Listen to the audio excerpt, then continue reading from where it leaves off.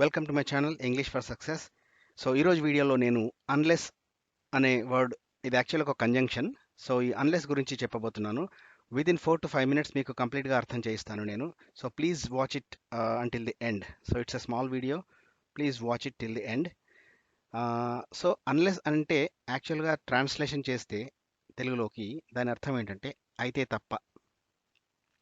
So అసలు conjunction అంటే ఏంటంటే, కంజంక్షన్ అనేది మనము రెండు క్లాజెస్ని కలపడానికి వాడతాము.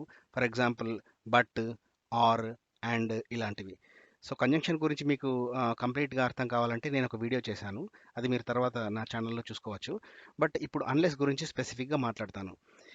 సో అయితే తప్ప అంటే ఏంటంటే, మనం అప్పుడప్పుడు చెప్తుంటాం కదా, ఇది జరిగితే తప్ప ఇంకో పని జరగదు. ఫర్ ఎగ్జాంపుల్, నేను చాలా కష్టపడి చదివితే తప్ప పాస్ అవ్వలేను, చదివితే తప్ప అవ్వలేను, నా దగ్గర డబ్బులు ఉంటే తప్ప నేను కారు కొనలేను. ఇలాంటివి మనము మాట్లాడేటప్పుడు అన్లెస్ అనేది వాడతాము. So it is use to replace if you don't, ఒకవేళ నువ్వు ఇది చేయకపోతే అనే దాన్ని మనము రిప్లేస్ చేయడానికి, అంటే ఇంగ్లీష్లో ఇఫ్ యూ డోంట్ అనేటువంటి దాన్ని మనం రీప్లేస్ చేయొచ్చు అన్లెస్ అనే ఒకే ఒక వర్డ్తోని. సో అది ఎలా చేస్తామనేది మీకు ఎగ్జాంపుల్స్ చూస్తే అర్థమవుతుంది. For example, you cannot go to finals if you don't win semis. దాని అర్థం ఏంటంటే, మీరు ఇక్కడ చూడండి, you cannot go to finals అంటే మీరు ఫైనల్కి వెళ్ళలేరు. ఎప్పుడు? If you don't win semis అంటే మీరు సెమీస్ గెలవలేకపోతే. ఇఫ్ అంటే ఒకవేళ, if you don't win semis అంటే మీరు సెమీస్ గెలవకపోతే ఫైనల్కి వెళ్ళలేరు. మామూలుగా సెమీస్ ఉంటుంది, తర్వాత ఫైనల్ ఉంటుంది కదా ఏదైనా టోర్నమెంట్లో.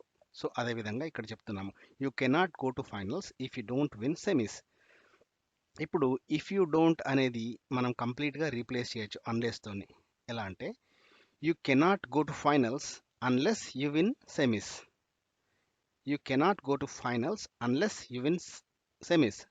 సో ఇప్పుడు అర్థం ఏంటంటే, సేమ్ ఈ రెండిటికి తేడా ఏం లేదు, అర్థం ఒకటే. కాకపోతే అన్లెస్ యూజ్ చేసి మనం ఒక సెంటెన్స్ చెప్పినప్పుడు ఈ విధంగా వాడతాము. మీరు ఇక్కడ గమనిస్తే, ఇక్కడ అన్లెస్ వాడినప్పుడు యూ విన్ అని పెట్టాము.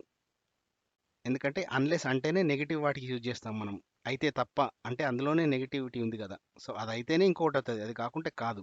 అందుకోసమే మనం ఇక్కడ అన్లెస్ అనేటప్పుడు ఎప్పుడైనా గుర్తుపెట్టుకోండి, అన్లెస్ యూ విన్ అని పెట్టాము. అంతేగాని అన్లెస్ యూ డోంట్ విన్ అనేది ఉండదు, అది కరెక్ట్ కన్స్ట్రక్ట్ కాదు. కాకపోతే ఫస్ట్ సెంటెన్స్లో మాత్రం you cannot go to finals if you don't win semis, ఇక్కడ మాత్రం నెగిటివ్ పెట్టాము. ఎందుకంటే ఇక్కడ మనము అన్లెస్ అనేది వాడలేదు, just you cannot go to finals if you, ఇక్కడ ఇఫ్ కన్స్ట్రక్ట్ అని వాడాము మనం. ఇఫ్ యూ డోంట్ విన్, ఒకవేళ నువ్వు సెమీస్ గెలవకపోతే ఫైనల్కి వెళ్ళలేవు. అదే సెంటెన్స్ని మనం అన్లెస్ ద్వారా చెప్పాలి అంటే, you can't go to finals unless you win semis అంటే నువ్వు సెమీస్ గెలిస్తే తప్ప ఫైనల్కి వెళ్ళలేవు. అయితే దీన్ని ఇక్కడ ఆర్ అని ఇంకో రకంగా కూడా మనం రాయొచ్చు, అంటే సేమ్ సెంటెన్స్ని, unless you win semis you cannot go to finals. So దానికి దీనికి తేడా ఏంటి అని మీకు డౌట్ రావచ్చు. తేడా ఏమీ లేదు, ఒకటే సింపుల్ తేడా ఉంది. ఏంటంటే, అన్లెస్తో ఎప్పుడైతే సెంటెన్స్ మొదలవుతుందో అప్పుడు ఆ ఫస్ట్ క్లాజ్ తర్వాత మనము కామా పెట్టాలి. Unless you win semis comma you can't go to finals. అదే పై పద్ధతిలో ఇలా you can't go to finals unless, unless అనేది మధ్యలో వచ్చినప్పుడు అలా చెప్పినప్పుడు ఇక్కడ కామా అవసరం లేదు. You can't go to finals unless you win semis, ఇక్కడ కామా అవసరం లేదు ఫైనల్స్ తర్వాత. ఓకే, సో ఇప్పుడు నెక్స్ట్ ఎగ్జాంపుల్ చూద్దాం. సేమ్ పద్ధతిలో నేను 4 ఎగ్జాంపుల్స్ ఇచ్చాను. సో ఇప్పుడు ఈ ఎగ్జాంపుల్ చూద్దాం. You cannot visit Japan if you don't have visa అంటే మీ దగ్గర వీసా లేకుంటే మీరు జపాన్ విజిట్ చేయలేరు. దాన్ని మనం అన్లెస్ ద్వారా ఎలా చెప్పాలి అంటే, you can't visit Japan unless you have visa. So same పద్ధతి, ఇక్కడ అన్లెస్ వచ్చింది కాబట్టి ఇక్కడ మనం నెగిటివ్ పెట్టలేదు, జస్ట్ యూ హ్యావ్, అంతేగాని యూ డోంట్ హ్యావ్ అని పెట్టాలి. ఓకే, సో సేమ్ కన్స్ట్రక్షన్, అంటే లాజిక్ సేమ్ ఇక్కడ. You can't visit Japan unless you have visa. లేదా దీన్నే ఇంకోలాగా కూడా చెప్పొచ్చు మనం, అదే అన్లెస్ అనేది ముందు తీసుకొచ్చి చెప్తే అప్పుడు మనం ఇక్కడ కామా పెట్టాలి, అది గుర్తుపెట్టుకోండి. అందుకే నేను 4 ఎగ్జాంపుల్స్ ఇచ్చాను, so that it will be easy for you. Unless you have visa you cannot visit Japan. So ఈ రెండింటి అర్థం ఒకటే, మీకు వీసా ఉంటే తప్ప మీరు జపాన్ వెళ్ళలేరు, విజిట్ చేయలేరు అన్నట్టు. So let's go to the third example. You can't go to office if you don't have ID card అంటే ఐడి కార్డు లేకుంటే మీరు ఆఫీస్కి వెళ్ళలేరు అని దీని అర్థం. ఇప్పుడు దీన్ని అన్లెస్ యూజ్ చేసి ఎలా చెప్తాం?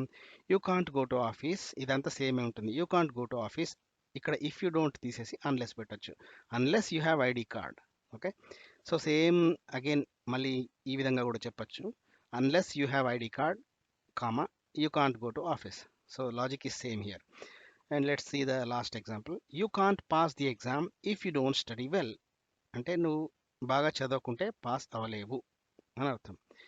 అదే అన్లెస్ యూజ్ చేసి చెప్పాలి అంటే you can't pass the exam unless you study well. అంటే నువ్వు చదివితే తప్ప పాస్ అవ్వలేవు. అగైన్ దాన్ని మళ్ళీ అన్లెస్ ముందు చెప్పి కూడా పెట్టి కూడా చెప్పొచ్చు. Unless you study well you can't pass the exam. So don't get confuse. Just మీరు ఓన్ సెంటెన్స్ కొన్ని ప్రిపేర్ చేసుకోండి, ఓన్గా కొన్ని సెంటెన్స్ రాయండి. మీరు స్పోకెన్ ఆర్ రీడెన్ ఇంగ్లీష్లో కూడా యూజ్ చేయండి, అప్పుడు మీకు చాలా ఈజీగా అర్థమవుతుంది. సో ఇంకో స్లైడ్లో నేను కొన్ని ఎగ్జాంపుల్స్ ఇచ్చాను. John cannot go out if he doesn't finish homework. ఇప్పుడు జస్ట్ ఐ అనే బదులు నేను కొన్ని డిఫరెంట్ సబ్జెక్ట్స్ కూడా పెడుతున్నాను, థర్డ్ పర్సన్ కూడా పెడుతున్నాను. థర్డ్ పర్సన్ సింగులర్ జాన్ అనేది, హీ షీ ఇట్ ఏదైనా పేరు ఇవన్నీ థర్డ్ పర్సన్ సింగులర్ కదా. సో అలా కూడా నేను కొన్ని తీసుకున్నాను. John cannot go out if he does not finish homework. అంటే జాన్ హోంవర్క్ను ఫినిష్ చేయకపోతే బయటికి వెళ్ళలేడు అని దీని అర్థం. ఇప్పుడు దీన్ని అన్లెస్ యూజ్ చేసి ఎలా చెప్పొచ్చు? John cannot go out unless he finishes homework. So again same logic, కాకపోతే ఇక్కడ మనం వర్బ్ రూల్స్ కూడా మనం గుర్తుంచుకోవాలి. జాన్ అని పెట్టాం కాబట్టి థర్డ్ పర్సన్ సింగులర్ కాబట్టి ఇక్కడ ఫినిషెస్, ఇక్కడ ఈఎస్ యాడ్ చేసాం మనం. ఓకే, సో ఐ అన్నప్పుడు మనము ఐ యు అన్నప్పుడు మనము ఎస్ కానీ ఈఎస్ కానీ యాడ్ చేయం, అవసరం లేదు అలా. కాకపోతే థర్డ్ పర్సన్ సింగులర్కి మనం కంపల్సరీ ఈఎస్ కానీ ఎస్ కానీ ఐఈఎస్ కానీ, సపోజ్ క్రై ఉంటే క్రైస్ సిఆర్ఐఈఎస్ పెడతాం కదా. సో అలా, సో ఆ రూల్స్ మనం ఫాలో అవ్వాలన్నమాట. ఇంకొక ఎగ్జాంపుల్ చూద్దాం. Your mother cannot cook if you don't bring rice. అంటే మీరు రైస్ తీసుకురాకుంటే మీ మదర్ కుక్ చేయలేదు, వండలేదు అని దాని అర్థం. ఇప్పుడు దీన్ని అన్లెస్ యూజ్ చేసి ఎలా చెప్తాం? Your mother cannot cook unless you bring rice. Okay, so logic is same. Let's check another example. I cannot learn English if I don't speak daily. అంటే నేను డైలీ మాట్లాడకుంటే ఇంగ్లీష్ నేర్చుకోలేను అని దాని అర్థం. ఇప్పుడు అన్లెస్తో చెప్దాం. I cannot learn English unless I speak daily. అంటే నేను రోజు మాట్లాడితే తప్ప ఇంగ్లీష్ నేర్చుకోలేను. ఇంకొక ఎగ్జాంపుల్ చూద్దాం. They will fail if they don't study well. అంటే వారు బాగా చదవకుంటే ఫెయిల్ అవుతారు అని దాని అర్థం. చదవకుంటే ఫెయిల్ అవుతారు వాళ్ళు. ఇప్పుడు అన్లెస్తో ఎలా చెప్పాలి? They will fail unless they study well. అంటే వారు బాగా చదివితే తప్ప వారు అంటే పాస్ అవ్వలేరు. దే విల్ ఫెయిల్ అంటే ఫెయిల్ అవుతారు, బేసికల్లీ అదే సేమ్ మీనింగ్ కదా, పాస్ అవ్వలేరు ఆర్ ఫెయిల్ అవుతారు. They will fail unless they study well అంటే చదవకుంటే ఫెయిల్ అవుతారు. సో అయితే తప్ప అని అందుకే మీకు ఇక్కడ చెప్పాను. అన్లెస్ అంటే అయితే తప్ప, చదివితే తప్ప. ఓకే, సో ఇంకొక స్లైడ్లో కొన్ని రూల్స్ ఇచ్చాను, basic rules. I think that will be the last slide. So rules to remember. Rule number 1, always follow with, అంటే అన్లెస్ని మనం ఎప్పుడు యూజ్ చేయాలనేది rules. Always follow with a positive verb when sentence begin with subject plus cannot. So ఇంతకుముందు మీకు first స్లైడ్లో నేను చెప్పాను, అప్పుడు అన్లెస్తో పాటు మనం నెగిటివ్ కన్స్ట్రక్ట్ యూజ్ చేయొద్దు అని. ఫర్ ఎగ్జాంపుల్ ఇప్పుడు మీకు ఎగ్జాంపుల్ చూస్తే అర్థం ఉంది. If you use cannot plus unless then it is incorrect. అదే ఎందుకు యూజ్ చేయొద్దు కాంట్ అనేది. సపోజ్ ఇప్పుడు అన్లెస్ ఉంటే దానికి నెగిటివ్ మళ్ళీ యాడ్ చేయొద్దు అంటున్నాను కదా, అది ఎందుకు అనేది ఇప్పుడు ఎగ్జాంపుల్లో చూద్దాం. You cannot pass exam unless you don't study well. అంటే ఆల్రెడీ అన్లెస్ అనేది నెగిటివ్, మళ్ళీ అందులో డోంట్ అంటే 2 negatives, దట్ ఈస్ ఇన్కరెక్ట్. ఇప్పుడు దీన్ని కరెక్ట్గా ఎలా చెప్పాలి అంటే you cannot pass exam unless you study well. ఇది పాత ఎగ్జాంపులే, జస్ట్ ఇక్కడ రూల్ అర్థం కావడానికి పెట్టాను. సో నువ్వు చదివితే తప్ప పాస్ అవ్వలేవు అన్నదానికి మనం ఈ కింది సెంటెన్స్ కరెక్ట్, రైట్ మార్క్. పైన కన్స్ట్రక్షన్ తప్పు, ఎందుకంటే అన్లెస్ ఆల్రెడీ ఉంది, మళ్ళీ దానిలో డోంట్ అని పెట్టాం కాబట్టి అది రాంగ్. సో ఇంకొక రూల్ నెంబర్ 2 ఏంటంటే do not use will or would after unless. For example, you cannot attend the party unless you will pay now. ఇది రాంగ్, ఎందుకంటే అన్లెస్ తర్వాత మళ్ళీ విల్ అనేది కన్స్ట్రక్షన్ కరెక్ట్ కాదు. ఎందుకంటే అన్లెస్ యూ పే అంటే సరిపోతుంది, యూ విల్ అంటే మళ్ళీ అది grammatical incorrect. You cannot attend the party unless you pay now అంటే సరిపోతుంది. So this is about unless. I think I covered the basic concept of unless. So please make your own sentences and I wish you all the best. Thanks for your time. So if you like my videos, please like it on the video like button by pressing the like button, and leave your comment, and please do not forget to subscribe. to my channel. Thank you so much.